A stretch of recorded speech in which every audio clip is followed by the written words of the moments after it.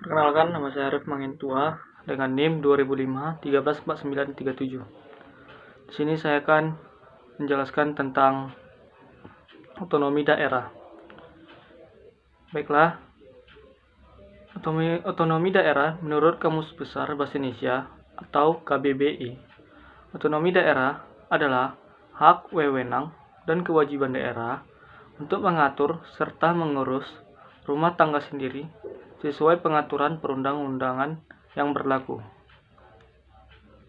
Sedangkan menurut seorang ahli bernama Kansel, otonomi daerah adalah suatu bentuk hak dan kewajiban atau hak dan wewenang dari sebuah daerah untuk dapat mengatur serta mengurus urusan daerah. Berdasarkan peraturan perundang-undangan yang berlaku, dalam artian sempit, otonomi diartikan mandiri, dan dalam arti luas, diartikan berdaya. Maka, otonomi daerah bisa diartikan sebagai suatu kemandirian daerah untuk mengurus, berbuat, dan memberikan putusan untuk kepentingan daerahnya sendiri. Namun, dalam melaksanakan otonomi, tiap daerah tetap dikontrol oleh pemerintah pusat sesuai dengan undang-undang. Untuk mengenal lebih dalam mengenai otonomi daerah, kamu perlu memahami juga tujuan, prinsip, asas, pelaksanaan, dan dasar hukumnya. Selanjutnya itu adalah tujuan otonomi daerah. Tujuan ini yaitu dapat meningkatkan pelayanan kepada masyarakat dan dapat mengembangkan kehidupan yang berasaskan demokrasi. Dapat mewujudkan suatu keadilan sosial bagi seluruh masyarakat. Dan juga dapat mewujudkan pemerataan daerah. Tujuan otonomi daerah ini juga dapat memelihara hubungan yang serasi dan baik antara pusat dan daerah serta antar daerah dalam rangka menjaga keutuhan Negara Kesatuan Republik Indonesia atau NKRI, dan juga dapat mendorong upaya pemberdayaan masyarakat, juga dapat menumbuhkan prakarsa sekaligus kreativitas, meningkatkan peran masyarakat, serta mengembangkan peran dan fungsi dari pihak DPRD. Yang kedua itu ada prinsip otonomi daerah.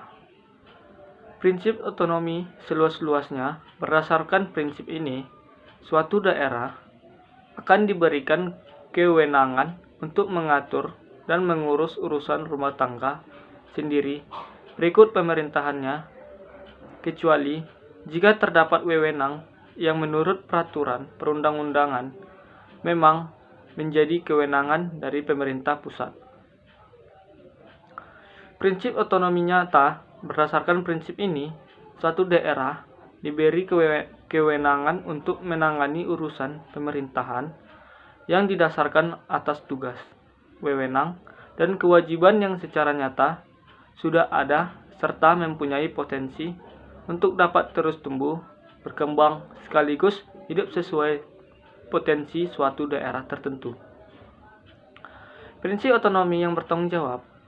Prinsip ini bermakna dalam suatu sistem penyelenggaraan pemerintahan harus pula disesuaikan dengan diperhatikan tentang adanya tujuan dan maksud dari pemberian otonomi. Tujuan yang ingin dicapai menurut prinsip ini adalah mampu memberdayakan masing-masing daerahnya dalam rangka meningkatkan kesejahteraan di masyarakat yang luas.